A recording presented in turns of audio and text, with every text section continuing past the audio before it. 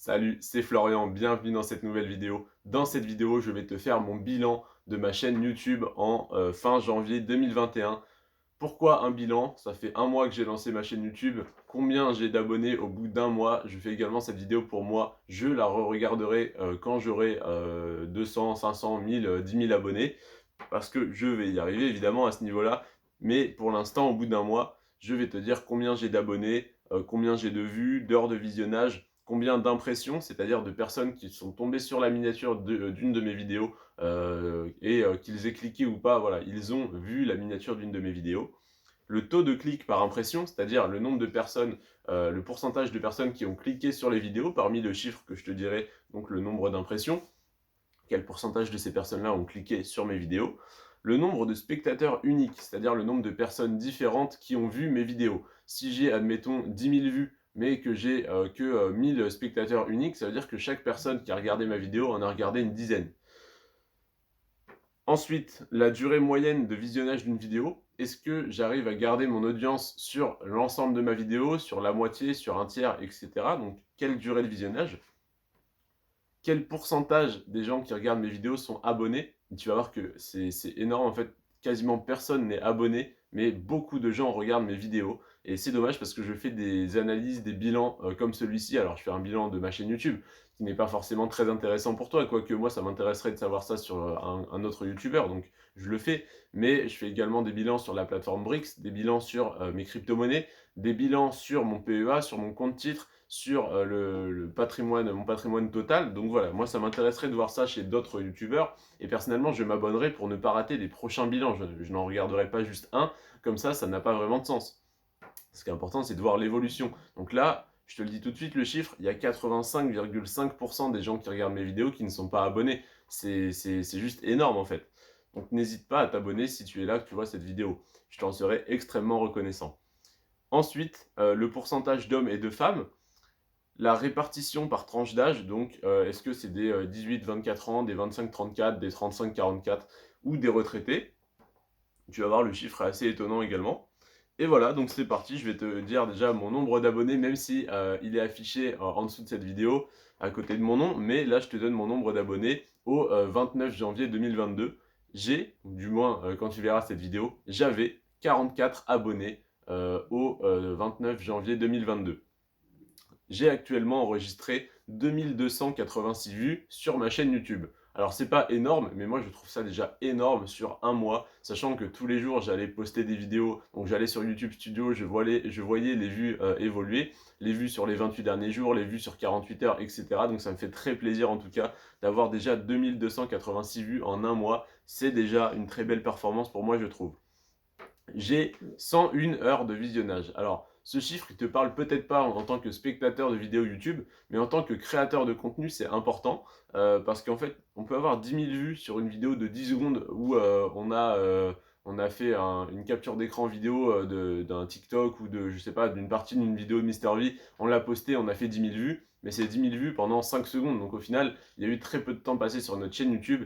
Et si un jour je veux monétiser ma chaîne YouTube, il me faut non seulement les 1000 abonnés, mais ça je vais très vite y arriver je pense en avril-mai, mais il me faut également 4000 heures de visionnage. Donc là j'ai 44 abonnés sur 1000 et j'ai 101 heures de visionnage sur 4000. Donc les heures de visionnage vont être bien plus dures à avoir, du moins c'est ce que je pense pour l'instant, parce qu'après plus j'aurai d'abonnés, plus ces abonnés vont regarder mes vidéos, plus ça me fera d'heures de visionnage facilement, etc. Donc voilà, puis j'améliore mes vidéos, j'essaye de faire de plus en plus de la qualité également pour avoir une meilleure rétention d'audience, que tu t'abonnes, et etc. Ensuite, le nombre d'impressions. Combien de personnes ont vu une de mes vidéos sur leur fil d'actualité, qu'ils aient cliqué ou non dessus? Il y a 26 300 personnes qui ont vu, qui ont vu une de mes miniatures de vidéos, donc dans leur fil d'actualité. Voilà, c'est un très beau chiffre, je suis content qu'il y ait voilà, autant de visibilité déjà. Et sur ces 26 300 personnes, il y a 5,5% de taux de clic par impression, donc ce qui correspond à peu près, je pense, au... non, je vais dire des bêtises, j'allais dire aux 2286 vues, mais même pas, parce que du coup, il y a des gens qui viennent de la recherche Google, de la recherche YouTube, donc au final, ça décale un petit peu. Mais voilà, on va dire que ça correspond sur 26 000, 5%, ça fait à peu près 1300 vues. Donc voilà, 1300 personnes qui ont vu mes miniatures et qui ont cliqué dessus. Donc c'est pareil, je vais essayer d'augmenter ce chiffre en améliorant mes miniatures, en faisant un peu plus de putaclic, en gardant une bonne qualité de contenu, même en améliorant la qualité de contenu bien sûr. Donc voilà, 5,5% de taux de clic par impression, c'est pas énorme, donc je vais travailler là-dessus en faisant de meilleurs titres, de meilleures miniatures. Ensuite, 1200 spectateurs uniques, c'est-à-dire 1200 personnes différentes qui ont regardé mes vidéos sur 2286 vues. Donc c'est-à-dire que chaque personne qui est venue sur ma chaîne a regardé en moyenne 2 vidéos. Ensuite, la durée moyenne de visionnage, elle est de 2 minutes 40. Donc là, je te fais une vidéo qui va faire aux alentours des 8 minutes, mais je t'ai fait des vidéos de 15 minutes, je t'ai fait des vidéos de 5 minutes, et donc selon les sujets, s'ils sont plus ou moins longs à traiter. Et là, j'ai en tout, sur toute ma chaîne, une durée de visionnage moyenne de 2 minutes 40. Donc c'est pas mal, ça montre que ce n'est pas non plus 30 secondes, c'est pas non plus des gens qui cliquent, qui regardent juste les actions à dividendes, les actions de croissance, les ETF à acheter, et qui partent de ma vidéo. Ça reste, voilà, quand même 2 minutes 40, ça reste très correct. Donc voilà, ça c'est un chiffre qui me fait plaisir.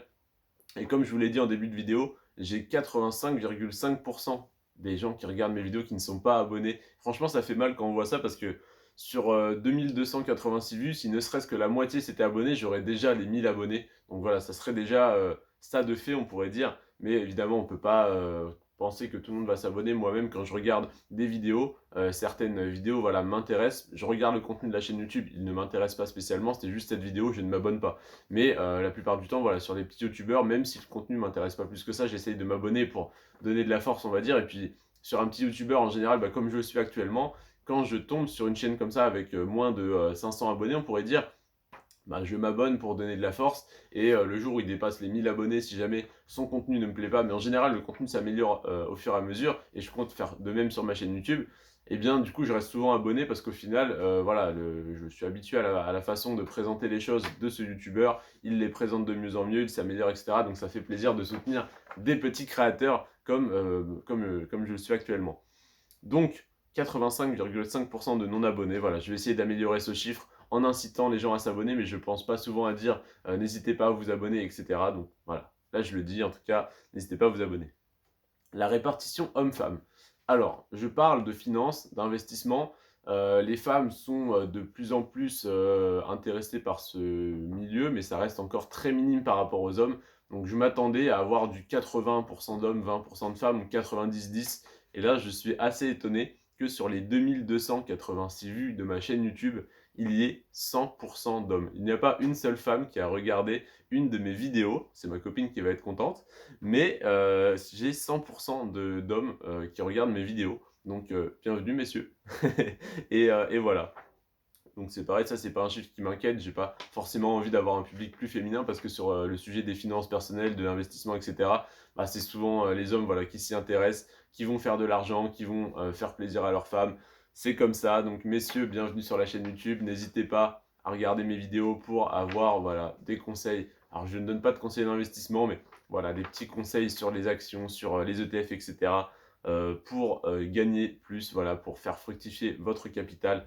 Donc voilà, n'hésitez pas à faire un tour sur ma chaîne, messieurs. Ensuite, la tranche d'âge.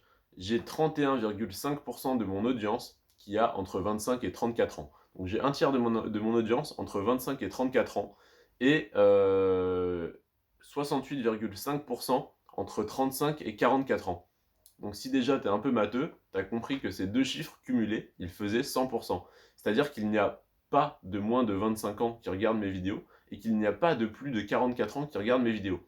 Alors, les plus de 44 ans à la limite, bah non, j'allais dire ça serait normal, mais au final, je parle de bourse, d'investissement, de crypto-monnaie, etc. Donc ça pourrait intéresser, surtout les actions à dividendes par exemple, pourraient intéresser des personnes de 50 ans qui souhaiteraient être rentiers. Je pensais qu'il y aurait des jeunes comme moi, alors j'ai 19 ans, des jeunes de voilà, même moins de 18 ans jusqu'à 18-25 qui regarderaient mes vidéos, qui s'intéresseraient au sujet des finances personnelles, mais malheureusement pour eux et heureusement pour moi, on n'est pas beaucoup dans ce cas-là, donc on va bien sûr surperformer tous ces gens-là. Mais moi, j'aimerais bien voilà, qu'on se tire tous vers le haut, donc j'aurais préféré qu'il y ait plus de jeunes, alors de jeunes, de très jeunes, hein, de 20-25 ans sur ma chaîne que que des plus de 50 ans, hein. Donc moi, ça me dérange pas de pas avoir de plus de 45 ans sur ma chaîne, mais d'avoir des moins de 25 ans, ça m'intéresserait, voilà, pour éduquer ce public un peu jeune, comme j'ai été éduqué grâce à YouTube et grâce à des vidéos qui m'ont été recommandées avant que je m'intéresse au sujet des finances personnelles.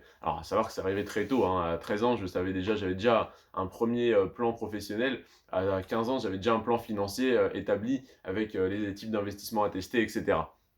Donc voilà, toute mon audience entre 25 et 44 ans. Je te remercie d'avoir regardé cette vidéo. N'hésite pas donc à t'abonner, à liker, à me dire en commentaire ce que tu penses de ma chaîne YouTube et ce que je pourrais améliorer. À part le son, ça va venir, je suis désolé. Prends soin de toi et de tes finances. Ciao.